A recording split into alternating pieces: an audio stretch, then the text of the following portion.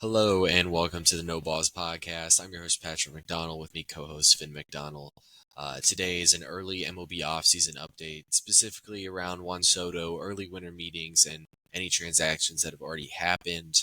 The big fish that we obviously need to cover here are the current Juan Soto rumors and the sweepstakes that are going on. The brief summary, anything that you are seeing is probably a lie or probably very fabricated.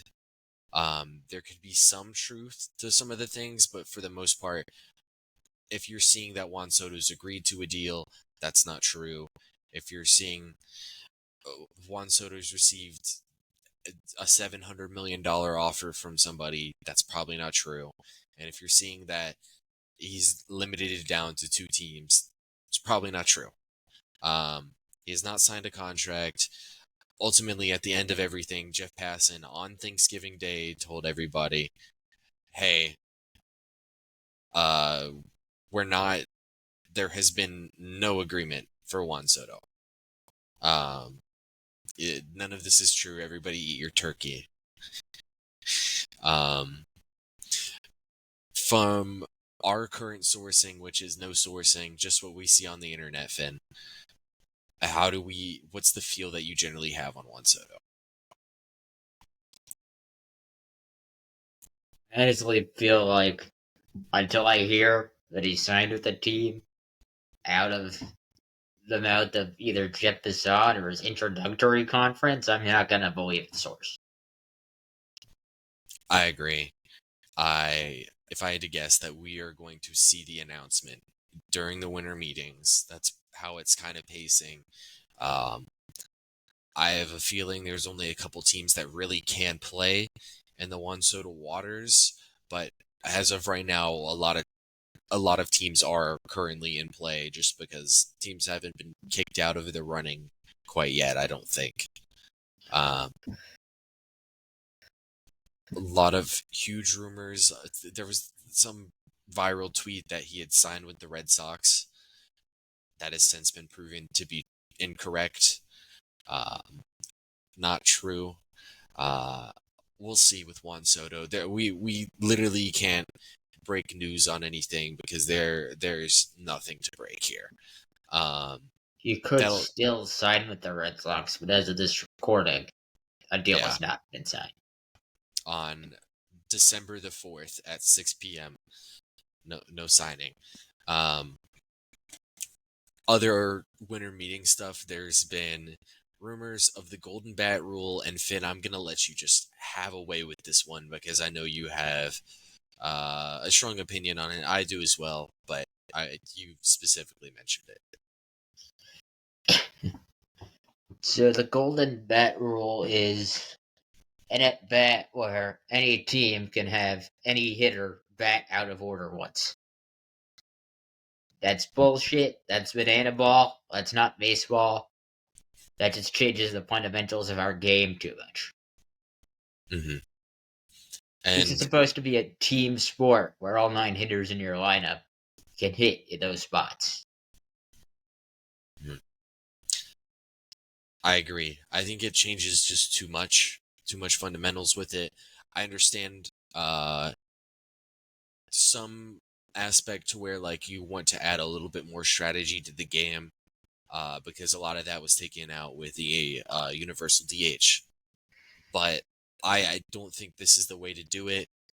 I don't think that this rule will be passed. I know Manfred has floated it around. I think it probably won't get 100% rejected, but I doubt it gets accepted in the winter meetings. I also kind of like this analogy. If you could see the rare comet every night, would you still care as much to see it? It's the same thing with Shohei Ohtani up with the bases loaded. Yeah, I see what you mean. It definitely takes the magic out of some of the big moments that it'll make because they will happen so much more often. Um, I definitely agree with that. It also probably makes them less the fun because they are basically scripted to happen. Um, I don't like it, really. I don't think this is one that they should pass. I think they can get a little more creative and find better ways to add strategy play into baseball. Uh, Another rule that I feel like this one has a more likely chance to be adopted is the 5 or 6 inning minimum for starting pitchers. Um, I don't think it will be, because this will probably have to be like a it'll have to be a new thing within like a collective bargaining agreement, because that is a huge change to how the game is played. Um, I don't think the players union would let this one go through, but I think this one is more likely um, than the golden bat rule. How do you feel about like minimum innings for starting pitchers? I don't hate minimum innings, but I feel like it needs to be 3 or 4. I agree. I don't. I understand the want to make a minimum innings thing, but I think 5 and 6 innings is like kind of ridiculous.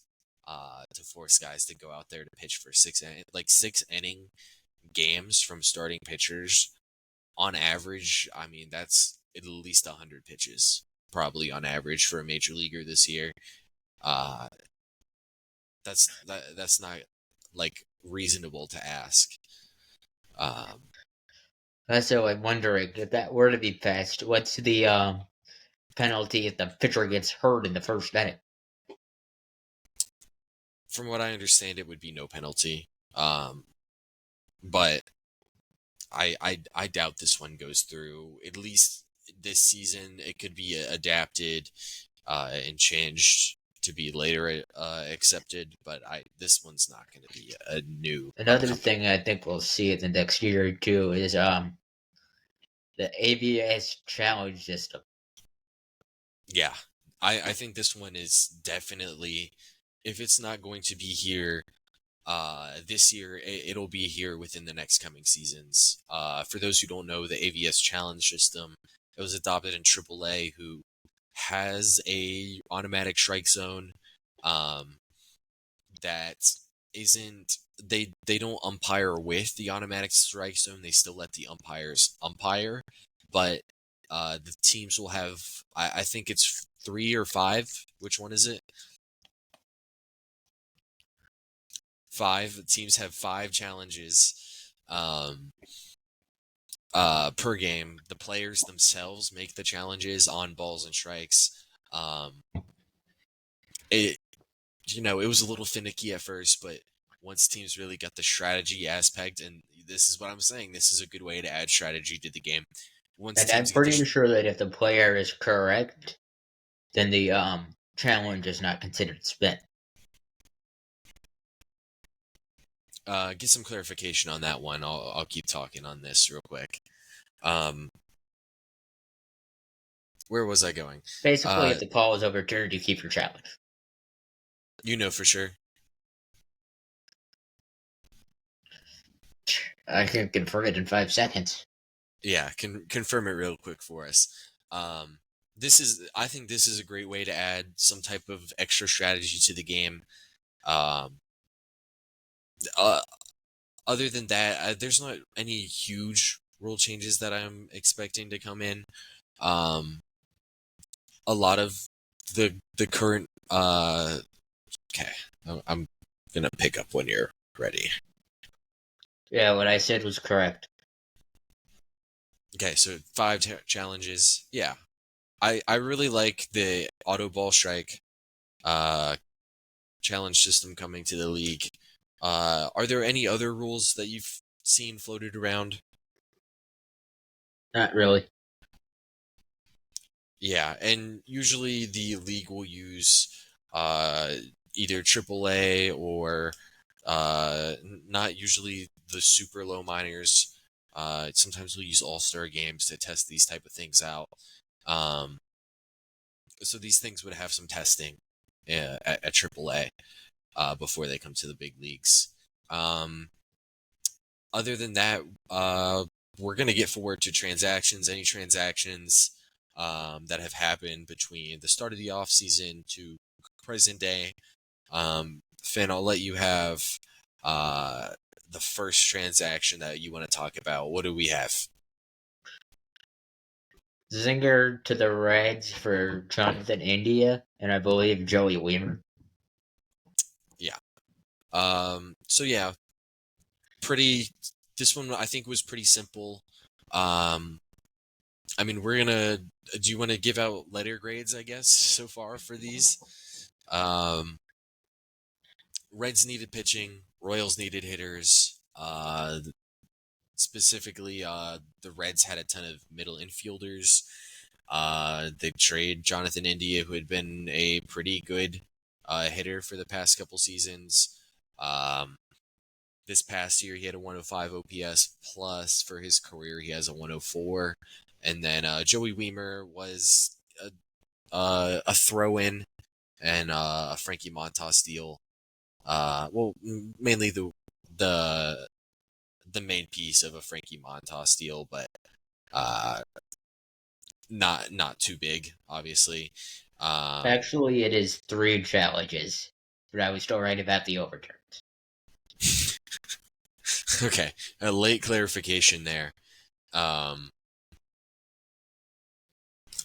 But yeah, Joey Wiemer had been a decent young player from Milwaukee in 23. He played a little bit of defense. Bat hasn't really developed. How do we feel about this trade, Finn? You talked about the Reds having too much infield depth. I find it interesting that they traded an outfielder in that trade instead of India and another infield. I see it more as the Royals probably said, "Hey, we need a little bit more than a 1-for-1. Give us one of these guys." And overall, the Reds were most comfortable moving off of Joey Wiemer. Or the Reds were wanting to move off Wiemer anyway to open up a 40-man spot. Or to get off of his guaranteed major league contract, and the Royals didn't see him as a negative asset. It could have been either one of those possibilities. I also just don't think Wiemer was going to be a huge part of whatever Cincinnati was going to have going on. Overall, though, how do you feel about this deal, Finn? I feel like it was an overall good deal.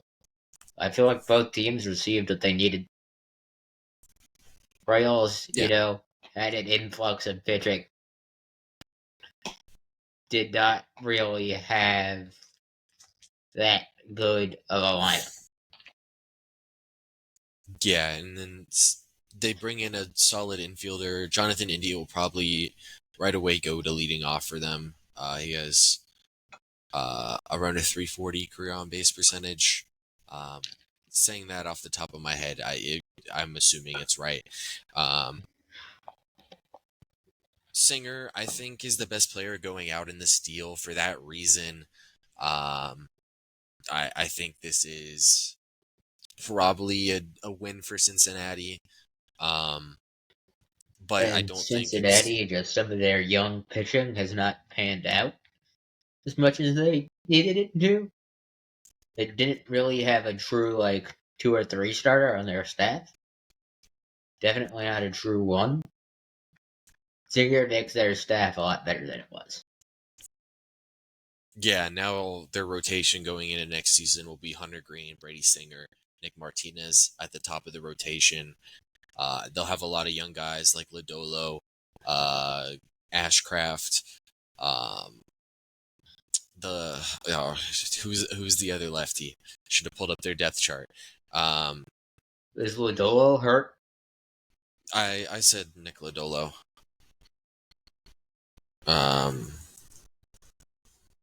Andrew Abbott was the other guy I was thinking of. Yeah, they have a good starting rotation now. I think they'll have McLean, Ellie De La Cruz, and probably either a free agency signing or they'll keep Noelvi Marte. That'll probably be a lot of their infield production next season. If we're gonna grade this deal, Finn, what do we give it? I'm giving the Reds an A minus and the Royals a B plus. So I feel.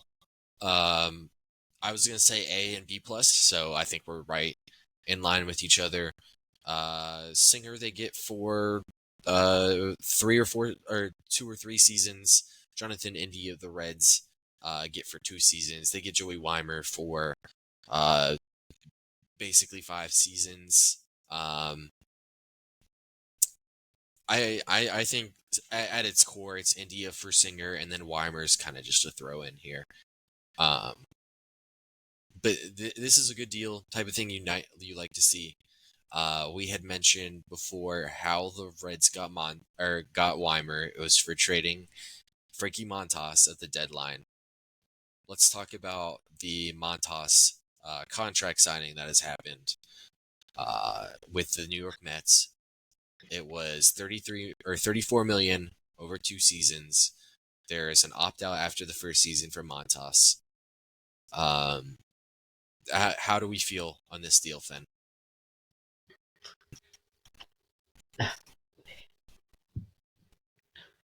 I like the deal. I feel like the Mets got an average 4-starter for average 4-starter money.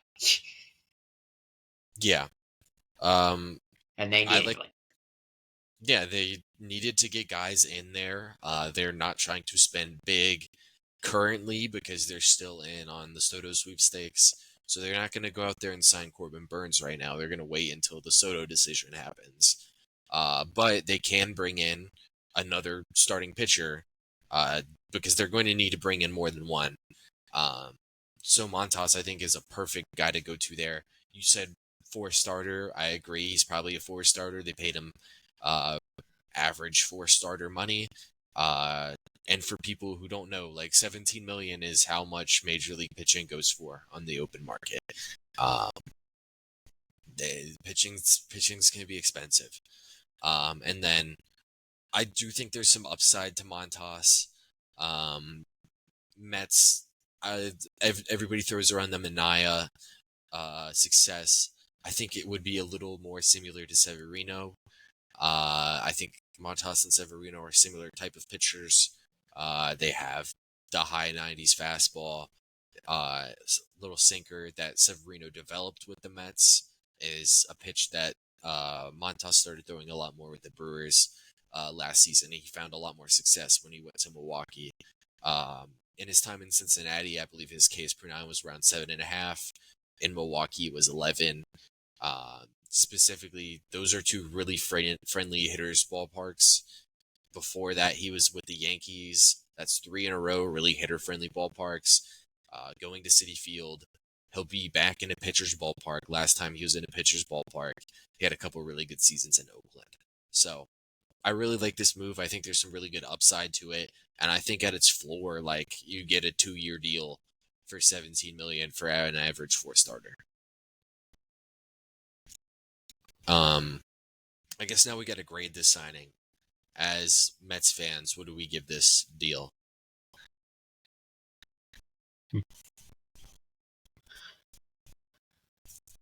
I'd say a B. Okay. Maybe I'm gonna sound crazy here, but I think this is an age acquisition here. You know You'll what? give I actually kind of agree with that. It fit a need. It was definitely not overpaid. yeah, like average market value, and I think there's some upside to it. And I think if you hit that upside, it's more than worth it for sure. A good deal, 4-starter, maybe he's a 5-starter. We'll see once the offseason's over. What move do you want to talk about next, Finn? Next move, Chapman to the Red Sox. Okay.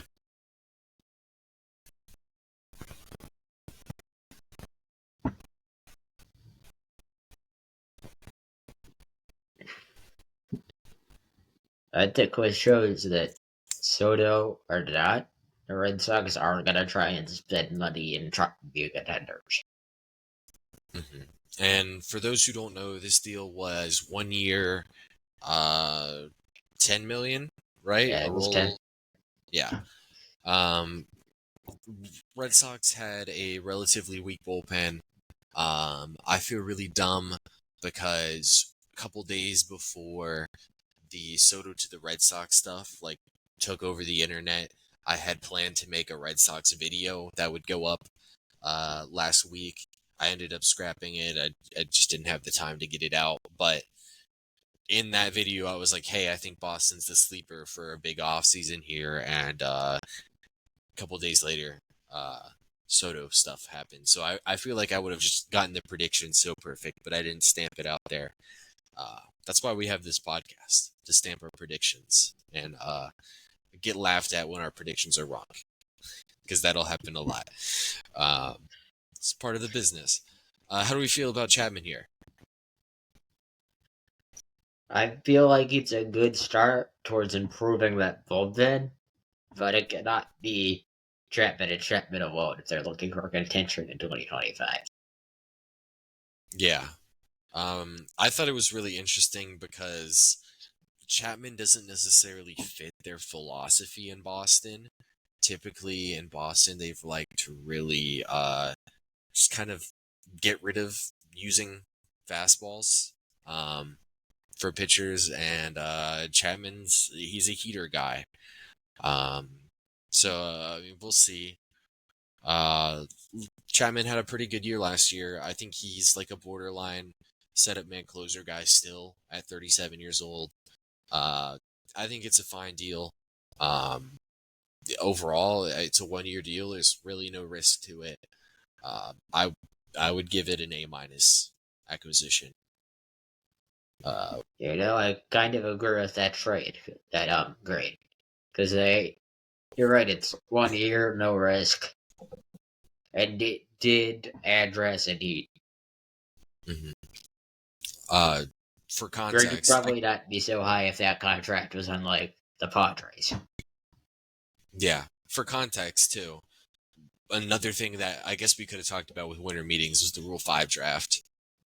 Last season in the Rule 5 draft, the Red Sox selected Justin Slayton. Justin Slayton was their setup man last year. Like, he's their eighth inning guy. He was really good last year, but like, you need more in that bullpen if that's the case. They had some guys who were hurt. Garrett Whitlock missed a lot of time. He was going to be a swing starter reliever guy for them. Same kind of what Cutter Crawford was this past season. We'll see. Kind of like I he definitely was. Cutter Crawford. Um, I like this move. Like, this is the type of move that you needed to do. I think they needed to add a reliever or two, no matter what, if they wanted to be really good contenders next season. I would give this an A minus, like I said before. We'll swing to another left-handed signing this offseason. You had mentioned pre the show that you wanted to talk about this one. Yusei Kikuchi goes to Los Angeles.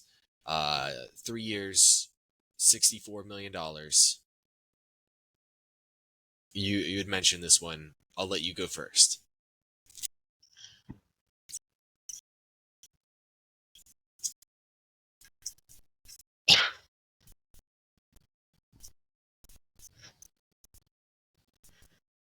Good start. Would rather not see it be a standalone, but if it is a standalone, at least they have a trade candidate in their roster. I feel like this is a move that is getting too much bad press than it should. If you're in the position of the Angels, they've had a rough go of things these past couple years. And you make a signing that brings in who is going to be their ace next year. Like, whether or not that's a good thing or not, like, this guy's going to be their ace next season. If you get him on a fair market value, that is a good move, right? Regardless of where your team is. bringing in a new best starting pitcher is a good move. I understand they're not going to win the World Series now. They're probably not even going to make the playoffs or be anywhere close. But you now have a guy who, once it becomes deadline time, if he's really kicking ass and you're not anywhere close to contending anytime soon, ship him off. You wouldn't have been able to do that if you didn't sign this guy. And I think that's where people are really going lost here. This is probably not going to be a huge negative asset ever, just because we saw what Frankie Montas just got on the open market after a season where he had a 4.5 ERA, right? Granted, like, there's signs that he's not going to be a 4.5 ERA again, right? League average pitching is valuable. Teams are going to need it. This is a great signing for me. I give it a B+, just because he is an older guy, and, like, I would say he almost has to get traded for this deal to really impact the Angels. I hope that there is a further plan down the road, but this is a very good start. I will give it a B. Okay. And is that me talking you into a B?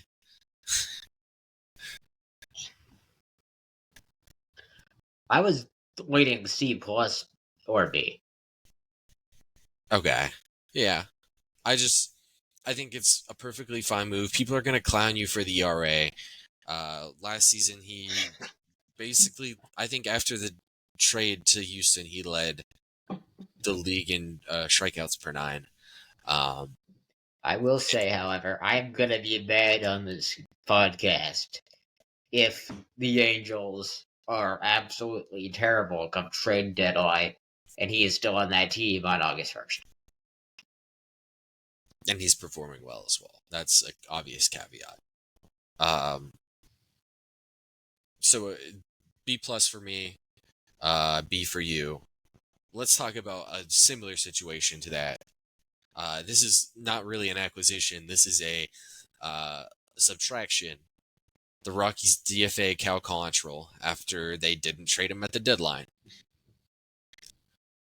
There's not much to break down here, right? Like, sure, for the season he had a 5 ERA. He was a sinker splitter guy in cores, so he's obviously not going to perform well because those pitches don't perform well at high altitude. But he still had, like, a serviceable ERA at Coors Field, right? A 5 is obviously not good, but at Coors Field, the average there is like a 4.7. This is just, and he was a lot better at the deadline too, and they didn't trade him, and now they DFA him. That was one of the reasons that when I was grading trade deadlines, the Rockies got a big fat F. Yeah, I expect him to sign, and I expect him to be better than that. And you know what? We're gonna give this overall transaction right here. We're gonna give it an F. Just a horrible process. Just not good, man. All right. What's another move you want to talk about? I don't know if this. Well, the extension that the Royals gave Waka. Okay, Waka extension. Pull up the terms for me really quickly. I'll talk.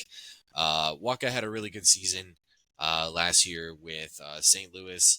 Kind of a guy who had been a journeyman for a couple seasons. They really figured something out with him this past season. Kansas City overall has been a pretty good pitching development team the past couple years. Yeah, if you read off his baseball reference wars, which is his pure ERA, innings, wins above replacement, 3.3, 2.5, 3.5 this past couple seasons. Did you pull up the deal? Okay. Regardless, like, the deal they signed him for is a steal for that type of It was a 3-year deal for like 51.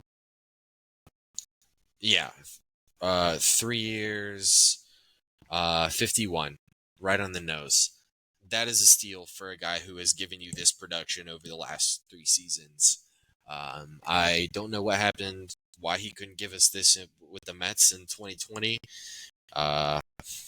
Wish he could have, but yeah, Could have great really signing. used it. Great signing. Great re-sign for them. Not too much risk. Sure, he is going into his age 33 season, but it's not too old for a guy who doesn't throw very hard. What do we grade this one? I graded an A. Yeah, A Managed for to me. get a 2-star to the sign for the value of a 4. Yeah, 100%. There's not much upside with Waka, right? You know what his ceiling is, but you know that he's going to consistently be around that ceiling. I really like Waka, the Waka deal. Let's talk about the one that broke the brain of every MLB fan, Blake Snell.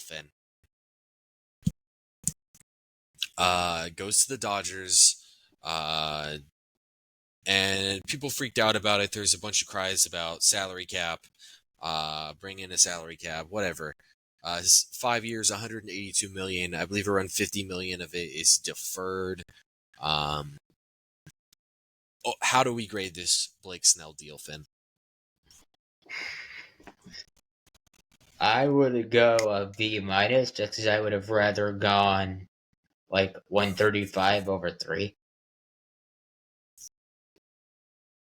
Sure, but I doubt that that is a possibility. For the Dodgers here, what you're getting with Snell is you're getting a guy who has Cy Young upside.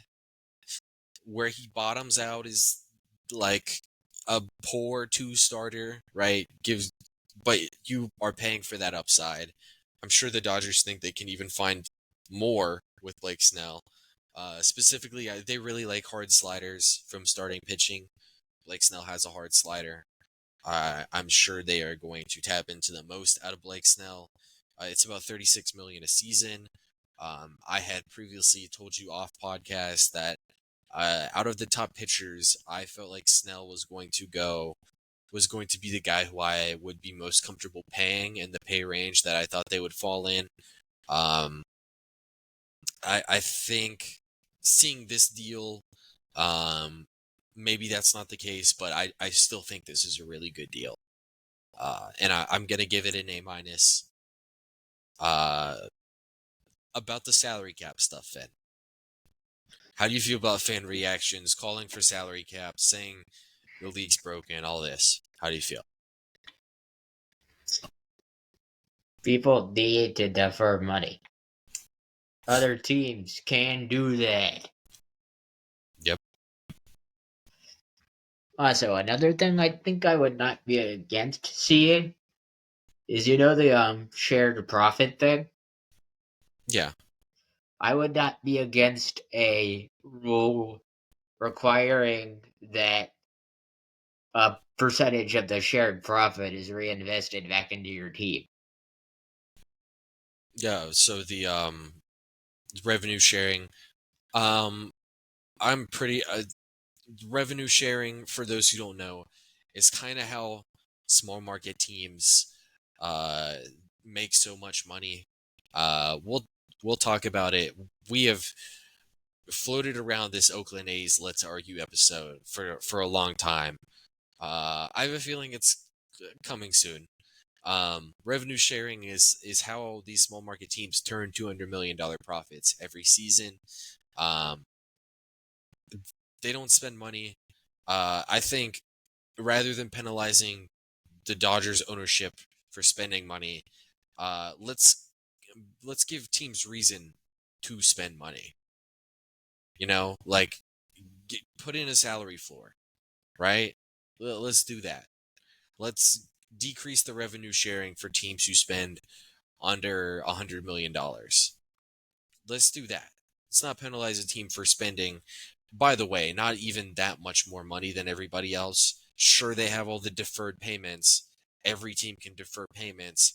The Dodgers are going to feel the downside of those deferred payments in 10 years when they're paying for their 2024 championship team, right? When they have $110 million in 2020 and 2030 that isn't going to their current 2030 team, yeah, that's when they're going to feel the downside of all these signings. It's not going to be right now. Fan reaction to this is super overblown. It's really, what is this doing for me right now? Reactionary.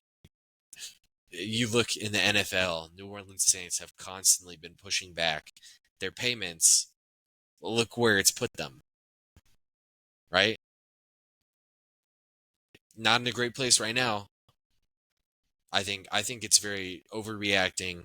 I do think there needs to be a little more incentivizing smaller market teams to spend, but a salary cap is not the solution here, by no means. Or if you do want to do a salary cap, like, the Dodgers shouldn't be over it, is how I feel.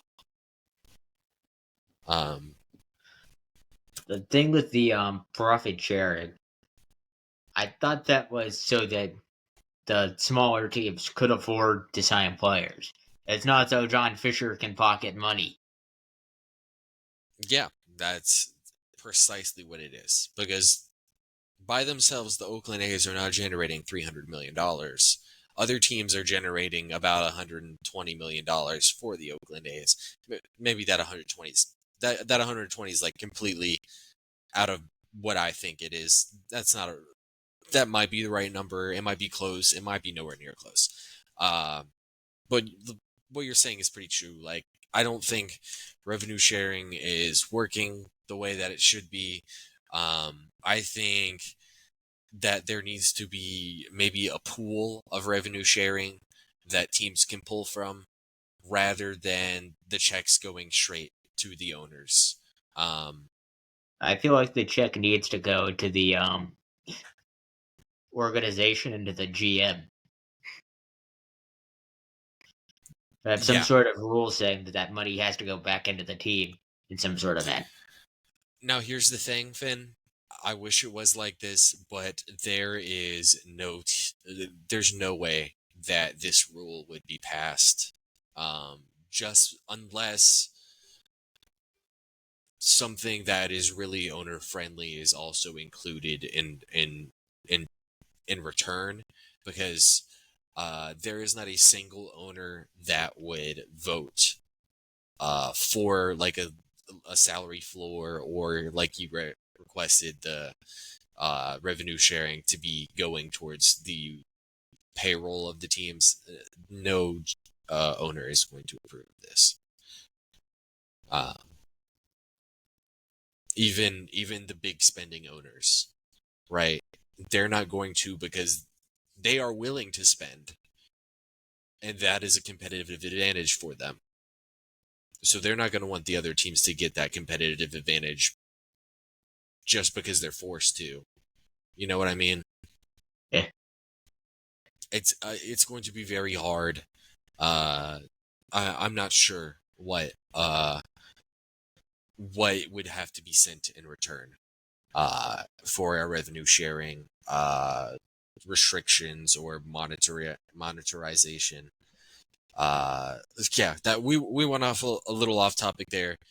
In short, we both really like the Snell signing for the Dodgers. You like it a little bit less than me, just because you said you would rather it be a shorter term deal.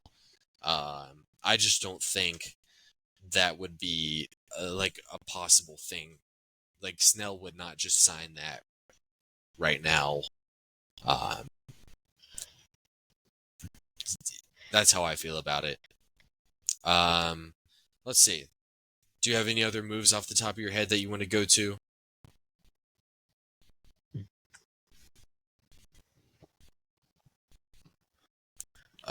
Let's see here.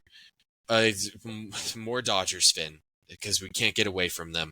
They've been busy early off season. Tommy Edman extends with the Dodgers, 5 years, $74 million, with a club option for a 6th season.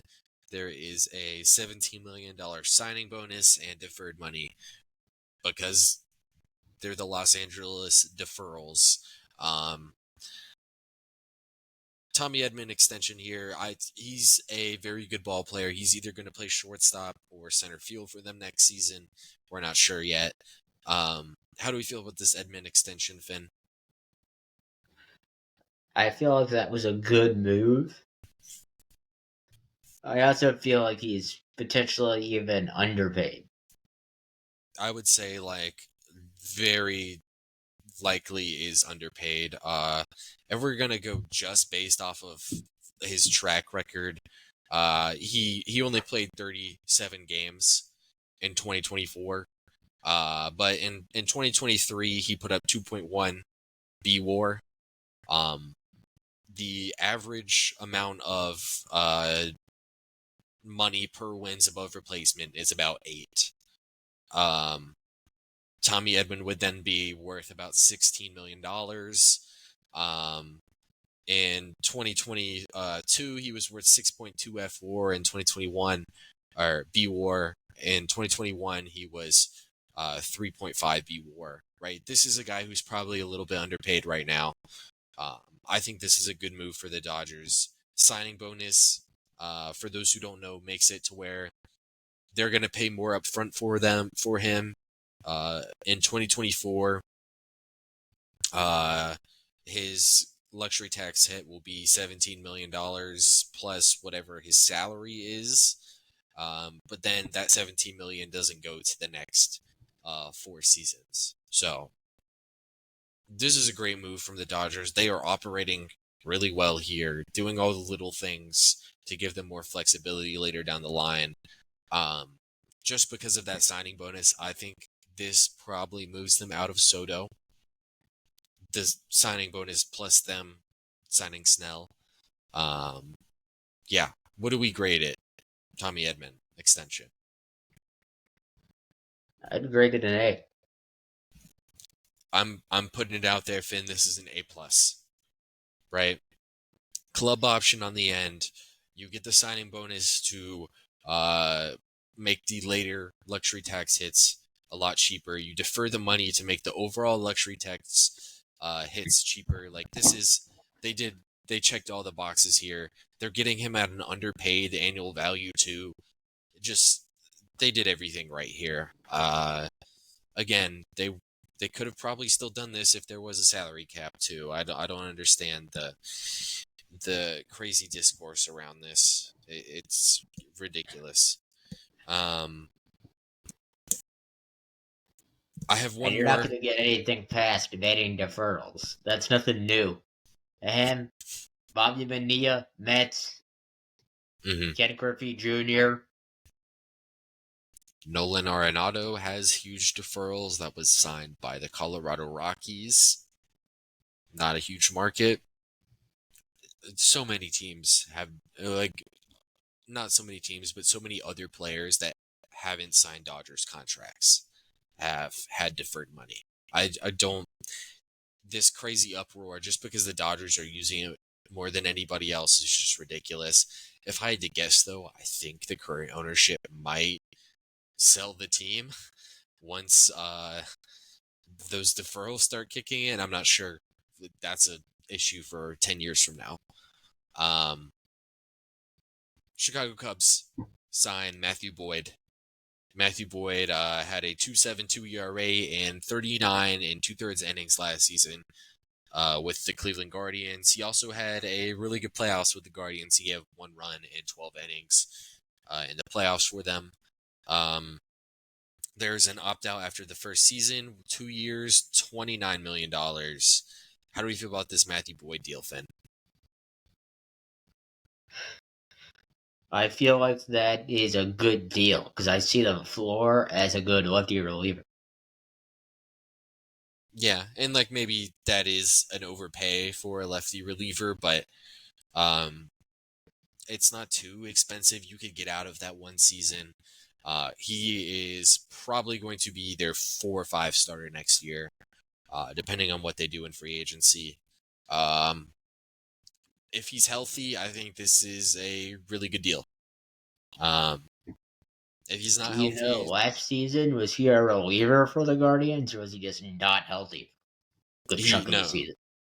he got healthy in September and made or in August and made starts from August to the end of the year. That 39 innings is does give you the impression that he was a reliever previously, though. I do see where there's confusion here. Yeah, he was good down the stretch for Cleveland. I understand this contract. I think it's perfectly fine. I would say there's a little more risk to it, and I'm not sure if the upside is really there with Matt Boyd. Like, he's probably going to be a 3.4 ERA guy if he's healthy, at best, which is like still really good. But I don't know. I'm gonna give this one a B plus. Yeah, I kind of agree with that rating. Because I don't really like his ceiling, but I think he has a good floor. I don't even really like the floor with him. I think the floor is he's on the injured list half the season and gives you 40 innings. But I feel like a healthy floor is pretty solid with Matt Boyd. Overall, though, I mean, Finn, we sound like super optimistic general managers here. Um, Obviously, not all of these are going to work out, but so far, it's really hard to give poor grades with just signings because you're getting a player, and in return, you're giving up opportunity cost. In trades, you're giving up players for players. Those are a lot easier for us to quantify. Unless there is a huge overpay, like it's really hard to give a bad free agency contract grade for us. Trades, it's a little bit easier. There's been one trade, and we thought it was a pretty savvy trade for both teams. Even if we do think that there is a slight winner to Cincinnati, whatever. Do you have any other moves that you want to talk about real quickly before we wrap this one? And this is something I could see happening, but hasn't happened. It might not happen. Is a trade sending Crochet to the Red Sox. Yeah, and we can do a ton of theorizing about a ton of teams. I expect Crochet to be on the move. I think Boston might be the favorite for them. Boston, I wish I put the video out, Finn. I wish I did it because it would have been pretty good, I think. They have, like, unreasonably, like, or whew, slipped up there with the words. Unprecedented expendable major leaguers. Tristan Casas, Willie Abreu, and Connor Wong are like kind of expendable for them. And I don't think players that cost controlled and that good have ever really been expendable. I would think if there is a Garrett Crochet trade, the centerpiece would either be Casas or Abreu. If I had to lean one way or the other, I think it would be Casas because there's rumors of Devers moving to first base, and either an Arenado trade or a Bregman signing with Boston. I do think if I had to pick a favorite for Crochet, I think it would be Boston, because there is a need for starting pitching, and they have a ton of capital. They have 4 top 25 prospects. They have 3 top 10s, I think. Which is absurd. They have the best system in baseball. I can agree. And that need also becomes tenfold if they win the Soto sweepstakes. Because you don't sign a player to $47 million a year and then not address the team like you're trying to win baseball games. Certainly. And then if they sign Juan Soto, I think Willie Abreu and Tristan Casas probably off the roster next year. I don't know. Well, at least one of them will be because they have so many lefties. I expect I them to would see move. one of them going in the trade. Yeah, I would expect them to move Masataka Yoshida as well.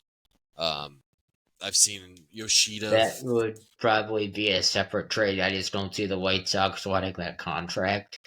Because I don't Yeah, see them being good yeah. during it. I meant in a different trade. I've seen Yoshida for Montgomery floated around there. Jordan Montgomery, that is. I think that would be interesting.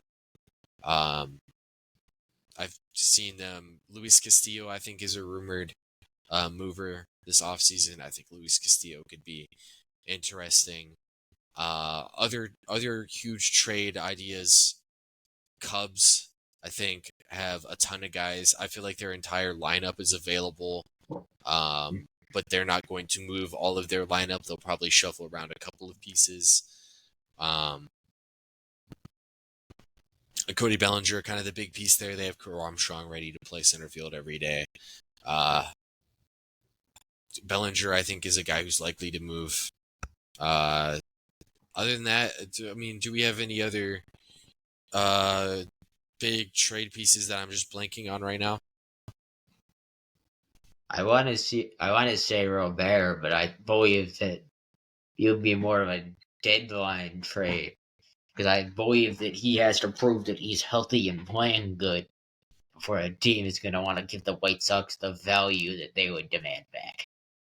Certainly, I agree with you 100%. I don't think Robert's going to be moved this deadline. Let's see. Other than that, do you have anything else that you want to get out the way before we wrap this one up?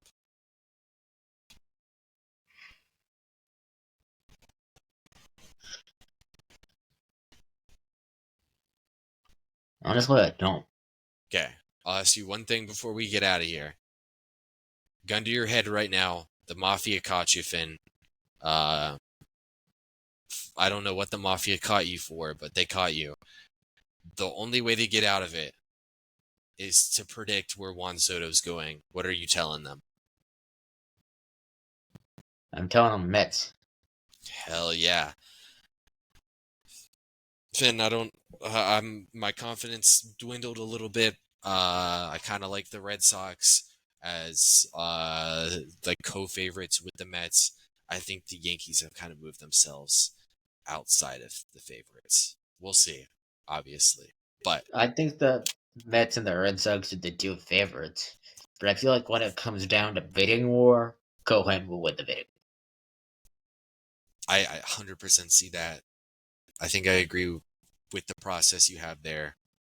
I have seen that it is blind bidding, but I do not believe that for 1 second. Yeah, I don't believe that either. I think teams definitely know the price that they're bidding against. Yeah. So that should wrap this one up. Next week's episode, we'll be going out on the normal Wednesday time. It it's likely that is going to be a Juan Soto signing episode. If Juan Soto signs before Wednesday, we will just put an episode up that day. We don't have a specific topic planned, so if Juan Soto decides not to go anywhere and nothing really happens at the winter meetings, we'll be on quick alert to try to figure out a topic. But that is the plan for right now. Following this, I have an interesting episode planned around the steroid era. Finn will not be in that episode. It'll be a special guest in that episode. That should be coming soon. And then there will also be a Let's Argue episode because we've floated it around enough. There will be an Oakland A's Let's Argue episode coming soon. First Let's Argue episode of the podcast. I've honestly wanted to have more to this point. But yeah, that'll do it for this one. We will see you guys next week.